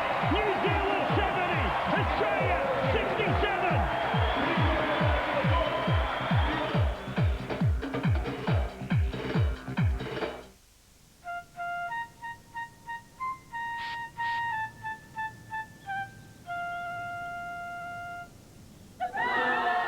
With a surprising fresh lemon fragrance. New Ajax antibacterial. Oxys Turbuhaler works in tandem with your preventer medication to control asthma symptoms for up to 12 hours. For a free Oxys information pack, call 0800 Oxys for you. That's 0800 69 47 48. Fiji, the real deal. Flying Air New Zealand, you'll stay 4 nights, 5 days in beachside luxury at the stunning new Outrigger Reef Resort on Fiji's spectacular Coral Coast for just $999. Add $299. Send them to the world champs. The only thing similar in New history would be the All Whites in 1982. The crowd is working as hard as the players. Knight for the Boomers. He gets the love. No, Jones. The Australian wrestle on the backcourt with Flavel. Hanare has Saville in his view. Rampton. Oh, bounces into Knight and can't control.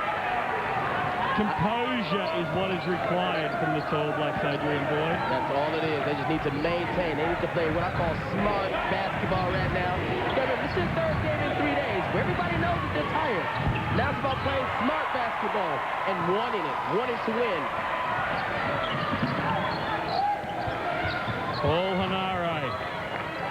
We hope you're enjoying these gripping contests throughout Australia on the C7 network.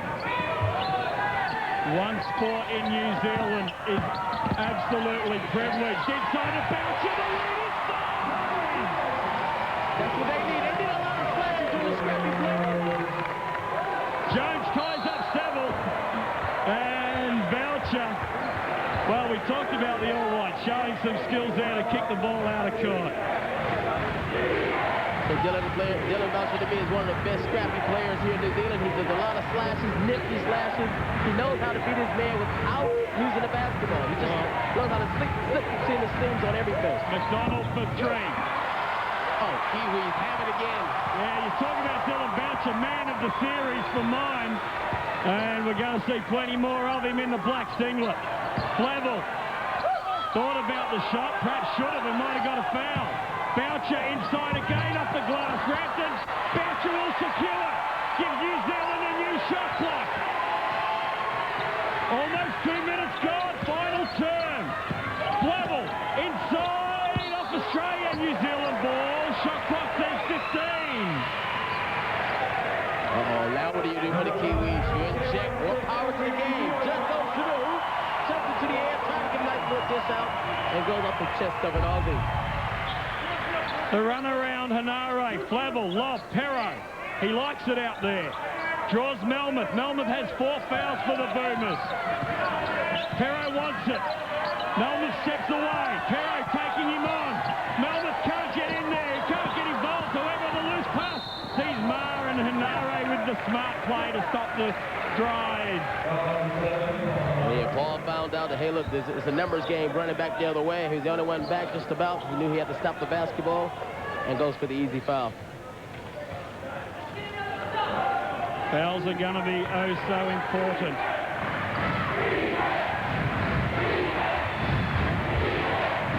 Brett Maher. Perro gets off the screen from Melmoth. Maher, great pass to Knight. The fade away. That's Flavel's third rebound in this quarter. Exceptionally job there by the Nelson point guard, the Nelson captain. Hanare, Saville blocking, reaching, nothing called, pushing, now it is. Oh yeah, that's what they need. They need a lot of easy fouls like that to come back to Kiwis, Ray. Because you can see both teams you can see Paul is trying to actually get the ball underneath his control, and Saville just keeps riding him and giving those little extra pushes that's needed. All Blacks lead by 5, 72-67, 7.5 remaining, 7.5 to history. Dylan Boucher. The All Blacks are now trying to execute the triangle offense. They're trying to get it set as the shot clock goes down to 12. Flavel bouncing off McDonald, takes it to 7. That's the only thing the All Blacks need. They need guys like that just to step up and about now. Because trust me, you can't always ride on PC's back. You got Dylan doing a few good things. You got Judd doing a couple good things. McDonald forces, and we'll just have a look at referee Koloko. Calls it on Paul Hanare.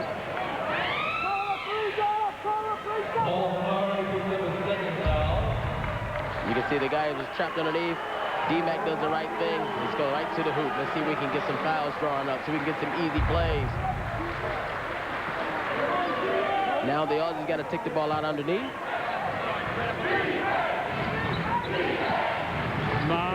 Intercepted by Boucher. That's the hand of Dylan Boucher. The aggression acceleration, the quickness of it. I'm telling you, it's a sugar baby in the happenings here. Jones, Boucher, Perro, give and go. Jones is open cross court. They choose not to go to him. They go into Burton. Shot clock is on 4. Burton doesn't stretch the lead. Knight with the defensive board. 4,000 people screaming the defensive chant. Melbourne bouncing off Burton. The leader is good. Back to 5. He's been doing it good all night. They've been going to the big fellas, been doing a nice little turnaround for the Aussies all night long. But remember, he's also in foul trouble. So actually, the Kiwis need to go back at him and utilize that as they're trying to set up the triangle offense. They'll certainly be well aware. The lob pass, Perro can't secure. That was part of the plan, part of the offense. However, there's no read, and that's a New Zealand ball. No touch by Boucher. Get on, Dallas Pickering. No use pointing to him, Ben Knight. He's Australian, that referee.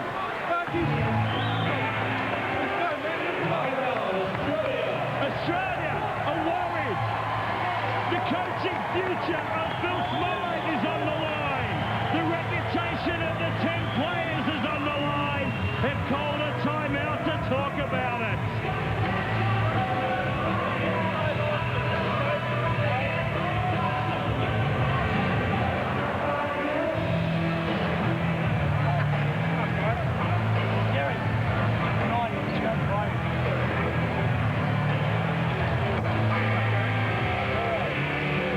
What is going through the mind of that man, Phil Smythe? Defensively, I want to pick them back, but I want to get up and get a little bit. Okay, take their big guys and put on the floor away from the basket. They don't want to do it their own company. Not so they can drive to the basket and make it a little uncomfortable. Offensively, put it all in. Be aggressive with what we're doing. Get on the board. Let's go, goal! 5:47. 74-69 in favour of New Zealand. Dickel comes back into the game.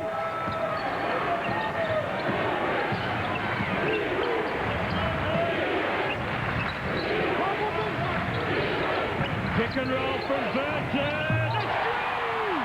It's through from Dickel. Oh, he's trying to put an answer in this game here today. The Kiwis are coming out with pride. You can see the energy level of the Kiwis have just actually stepped it up a whole nother notch. The crowd's going crazy. The chanting defense. That's all they need is a good stop here. Shot clock single digits. Ma, the captain. The foul is called on Sparky Dickel. And that's Dickel's second. The lead is 8. They have been emphatic. Ma needs a bailout. And it is a New Zealand ball. Dickel saves. Burton. Uh-oh.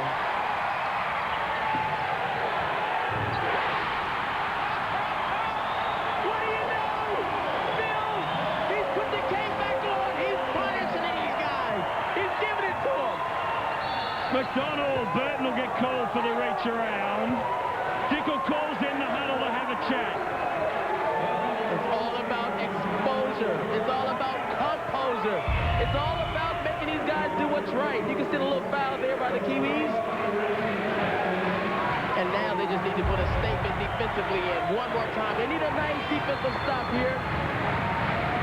There is 5 minutes.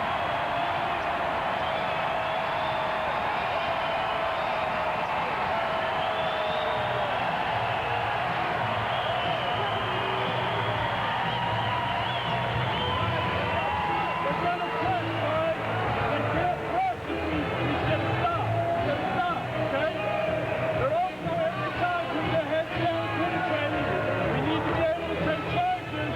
We don't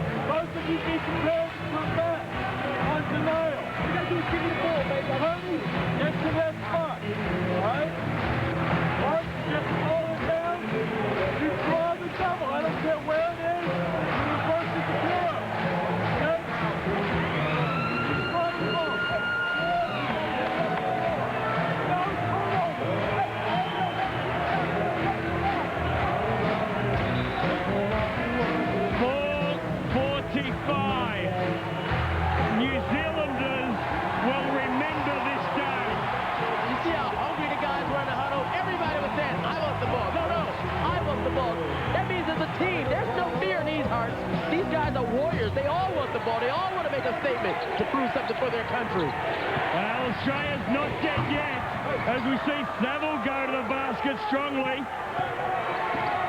And the lead is down to 9, 80-71. Whoever scored 80 points won both games. Jones, Pero, Sparky. Goes around D-Mac, Pero comes up short. Gives the Australians another opportunity to eat in. Jones bails out, Milson, Saville from the top. Melmoth, nothing called, Pero gets it for the New Zealand. Melmoth is out! Melmoth is out! What do you do? What do you do now? The Aussies are in a lot of trouble. It's getting hot in here. The fans are going berserk. That's his 5th foul. That's his 5th. He is basically sitting on the sideline watching this game like the rest of our viewers for the rest of the night. Look at that. Reach-in foul. What can you do? The frustration of this guy is, these guys are going unreal here tonight. The Sydney Kings Giant will sit out the remaining 4 minutes. He cannot do any more. It is only his teammates that may give him another game in the green and gold. Jones, front of the rim, Boucher has been unstoppable. Again, he gets out. Stop partying, New Zealand. Stop partying, you're up by 11. Saville, McDonald for 3. Not today. Not today, McDonald. First day, game 1, you were there. Game 2, you were there. Not tonight. Australian basketball is in tatters at this point in time. The Kiwis are singing, they're dancing, they know this is on. Dicko, Boucher, Ranson, can he grab it? And New Zealand ball. How can things go so well? How can the recipe for this game taste so sweet? Look at this. Everything's going the Kiwis' way. Look at this. Easy missed layup underneath, but look, the Tall Blacks are there fighting for the rebound. Rampton, the great man, Pero Cameron, Sparky Dickel, where would we be without him? Oh, there's another New Zealand possession.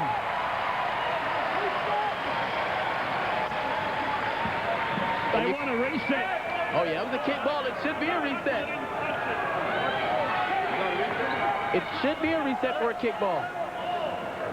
No signal from the referees. So 14 on the shot clock.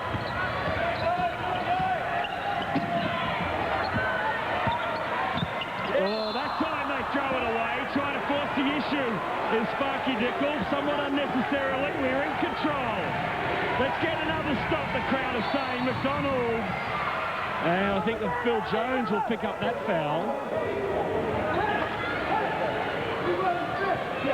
Now you can see the Australians, they have to play basketball, something I don't think they're used to. They have to mainly do a lot of one-pass offense just to get the score back on the board. They don't have time to pass the ball around and get that open man. They mainly have to attack the basket.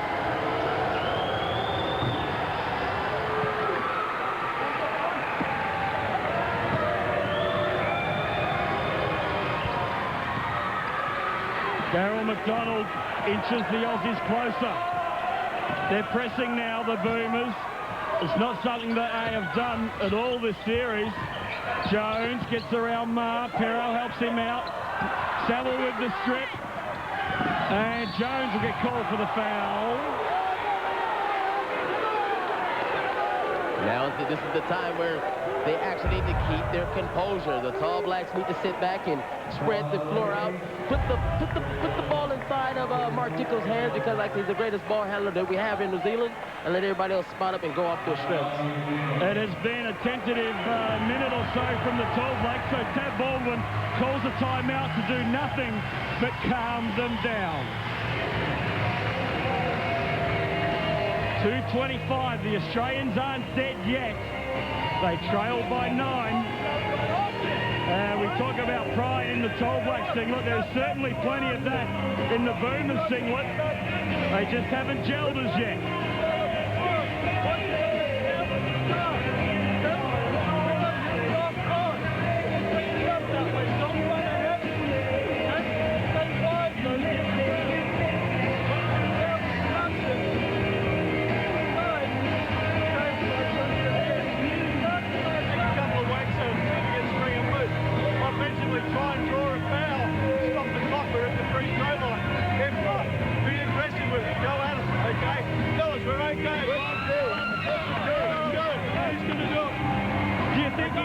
believes what he was saying there, that we're okay?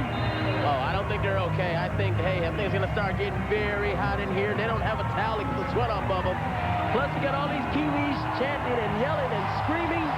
This is a whole other level of basketball here in New Zealand today. Never saw a country that's going to get behind basketball besides being in the States, but these guys are definitely behind their country.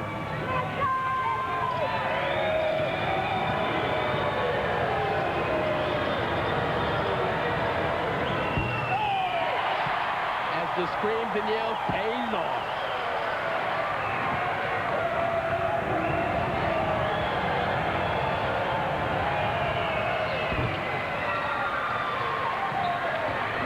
Eight-point ball game. Dickel. Perro. The magic man, Dylan Boucher. It's okay. Oh, Roos ball floor. Grab it, Phil Jones. And Boucher will get called for the reach in. This is exactly what's going to happen. It's going to be the battle of the free throws right about now. I say the Kiwis don't want to give it away. They need to basically take a lot of time off the clock, but at the same time, look to score. I don't think they're that good of a patient team where it's like they can create a shot within the last 5 seconds. They need to actually look to score the layups. There's plenty of time left in the game.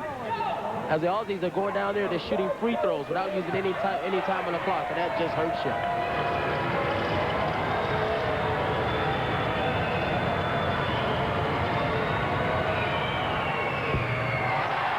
Again.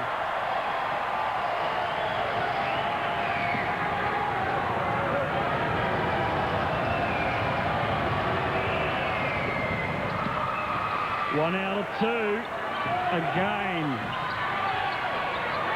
Dickel avoids the trap. And then Perro's open. Give him the ball. Just pass the ball, New Zealand. Nothing silly. Don't put yourselves under pressure with the shot clock as it reaches 8. And Samuel gets called for the foul. That's what they need. Put the ball inside the best ball handler's hands, and everybody just clear the floor, get inside the gaps, and spot up. Rampton sits down. Paul Hanare goes in. Tad Baldwin wants control. New Zealand has gone very small. Basically has 4 guards on the floor. Boucher. Again, Perro says, give it to me. And that one's on Glenn Saville. That's what I mean. We got a world. These boys are feisty. I'm telling you, Phil Jones, he represents his country. He's like, hey, I got the biggest heart a Kiwi could ever have. That's a gutsy guy if you start walking to somebody standing 6'5", 6'6". Look at this. Saville, you watch Dickel hit the floor. Saville just drops the shoulder in. And you guarantee that Sparky was talking to him at the same time as well. Oh, yeah. And that, I think, puts New Zealand in the bonus.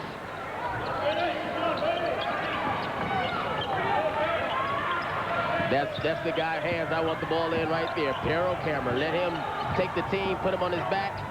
Paul Hanare is an excellent ball handler as well. Gets around McDonald. Dickel. Looks at the shot clock, it says 10. One-on-one with Saville. Saville needs to bail out. Dickel with a finger roll!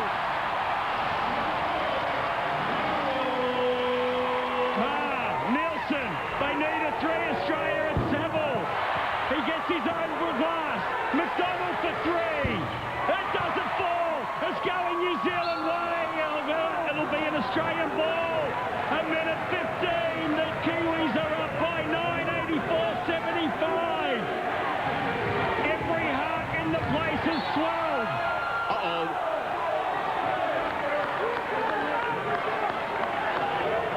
Oh, I tell you, it's not over with, I'm telling you. These Kiwis, look at this. The great hands by Dylan Boucher. He said, hey, I'm not out of bounds yet. Look at him, he's fighting. Look at the face of a warrior. McDonald leaning, Dickel will get called. That's going to be Sparky's 3rd. Well, they've managed to take 6 seconds off the clock from the last New Zealand score, and it is a valuable 6 seconds. This game is, I'm at the edge of my seat. I have no more fingernails to bite on, I'm telling you. I may have to bite on some of your fingernails, Dean. I have nothing else to chew on around here. I'm glad you're in the seat. I'm glad you have a seat, Adrian Boyd, because the seats here at North Shore are redundant. Everybody is standing.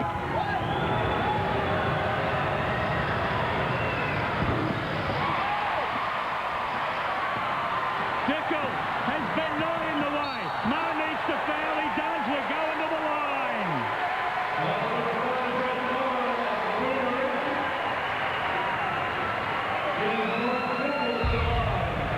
See Dickel, the quickness and speed of him. He's a good ball handler. He just wants to dribble it out. And if you ask me, I think if they do a 1-4 formation, give it to him and just let him dribble it out. I don't think anybody in the country can stay in front of him. Well, the Australians have shown that they can't stop him. Rampton came in for Phil Jones before the first shot. Oh, it's punishment time. Less than a minute remaining for history. Saville. McDonald, loose ball, bouncing, blocked by Boucher. This is it. Rampton, they're just going to pass it around. They don't need to shoot at New Zealand. Oh, no. It's a home can about to open up here again. I don't believe it. The love is in the air.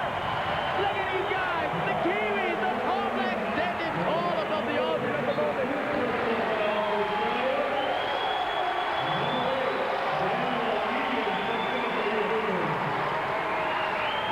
I don't know, Dean. I thought I left my dancing shoes down in Wellington. Now I have to put them back on again tonight, Dean. Well, words cannot describe what people in this gym are feeling right now.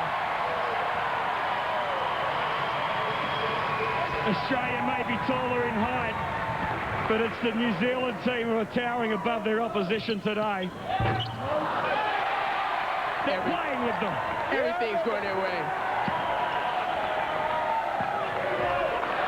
Perro.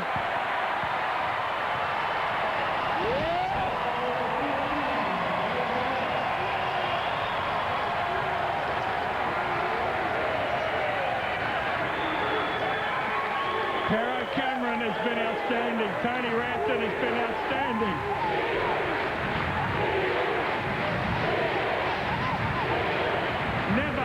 Never before has this happened.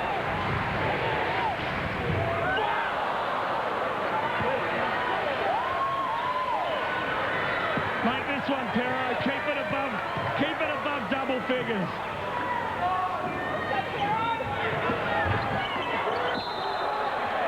Violation. Yeah, McDonald knew he was in. It doesn't really matter. Nenad Nucci's just said, we're there. We're there. Tad Baldwin knows it.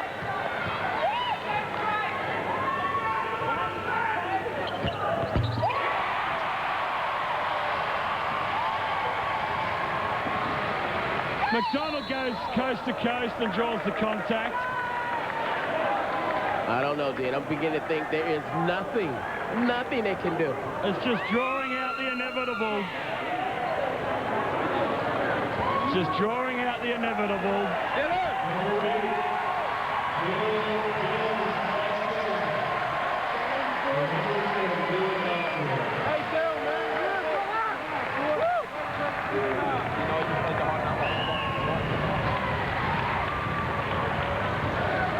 The faces have it all, don't they?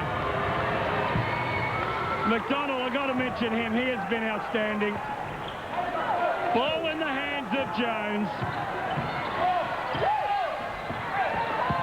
Uh-oh, they're running it down. Yeah, they Quick don't passes. need to shoot it. 14 seconds on the shot clock. And Daniel Egan fouls Phil Jones.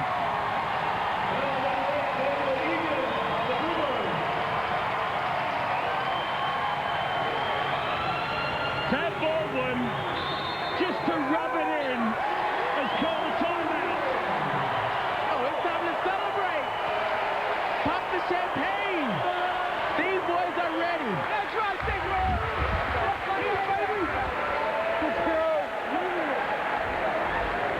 Let's listen in to Tad Baldwin.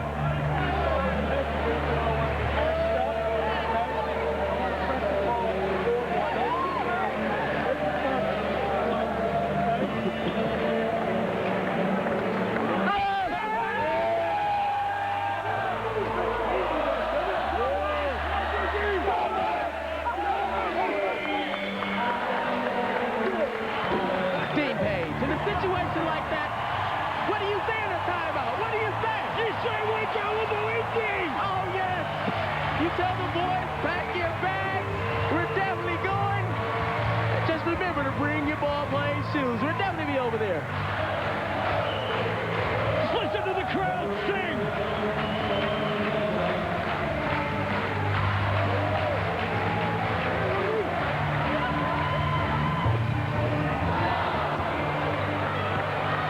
An anticlimax when that happens, isn't it, Adrian Boyd? But it doesn't matter. So this is stick a fork in the Australians because they're done. Stick a fork in them. It's done. It's over with. You can't do nothing about it.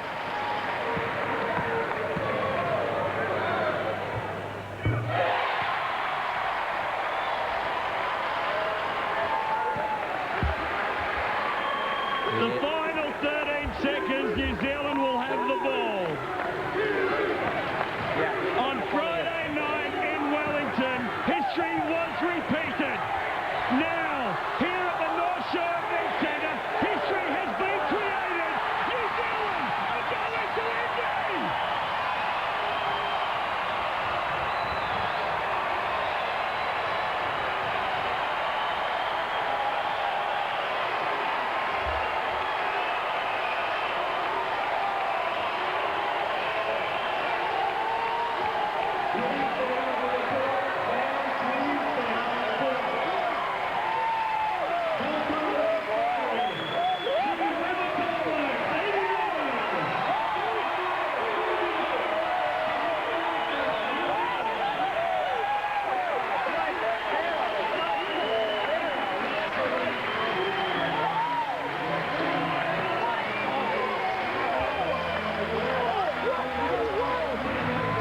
Uncontrollable delight here, uncontrollable delight.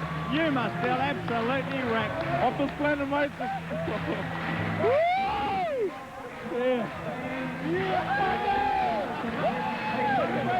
Mark, what do you think? Unbelievable. You know, you expect to win, but when you win, unbelievable. You are down for such a long period, that great belief in yourself. Well, yeah, you know, I mean, we knew we should do it, but to do it's another thing. Bill Jones, they were saying you had a horror night last night. Today makes up brilliant stuff. I don't know what happened last night. I don't care. Tonight we won, and that's a fact. Woo! There you go. You can tell just what excitement there is here at the North Harbour Sports Stadium. What a win by New Zealand. History made here. Brilliant stuff. Back soon.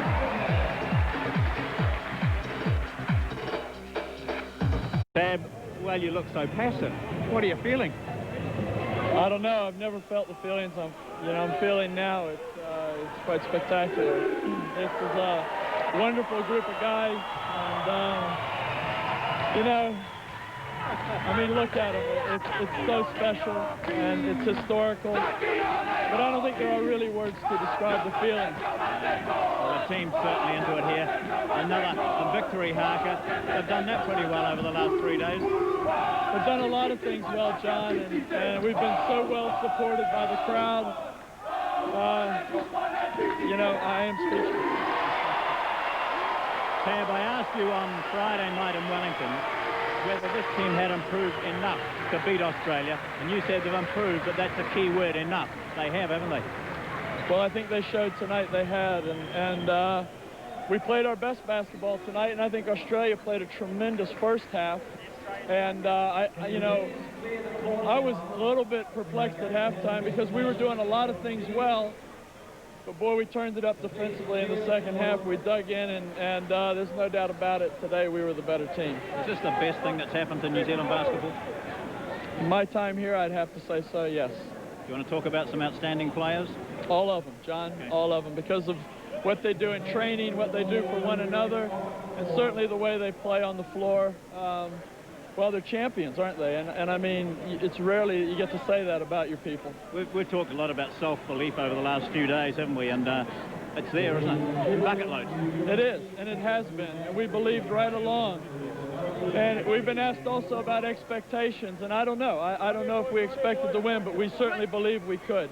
And we did. One final comment. Today, bloody good to be a Kiwi, mate. That pretty well sums it up from the New Zealand perspective. That shot right there of Glenn Saville sums it up from the Australian perspective. I really don't think they understand the ramifications that they will face when they get home. New Zealand basketball is on a high. Once before they have reached the World Championships, and that was through a wildcard invitation in 1986. Today, they defeat Australia for the first time ever in a series. Let's go back down to John Macbeth. He has the world's oldest rookie, Willie Burton. Willie, big time for you. You've been in New Zealand so long, you eventually do the things needed to get into the New Zealand team. What a weekend. What 3 days for you, eh? I just don't know what to say. Like, we won the game on Friday night, and I heard everyone had all the mixed feelings, but I don't really know the passion that the New Zealanders have when they beat Australia. But after losing to them last night and coming back and winning today, I'll see what they go through. And but once in my life, I feel like I am a real Kiwi now, and I absolutely love it, yeah. There's been a lot of talk about maybe the old legs. What are you, 30-something, aren't you? 39 or 37? Yeah. But they lasted well. You look fresh out there. I'll tell you, I feel good. Tav asked me today. He asked me at halftime. He said, "Do you feel like this is a young man game?" I said, "Well, not by no means at all.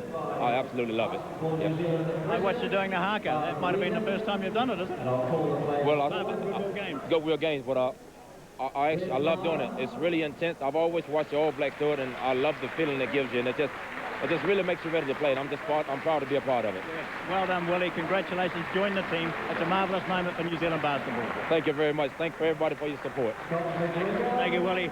Well, there it goes. What a fascinating series this has been. It went down to the wire. 3-test series. New Zealand winning the first and the last.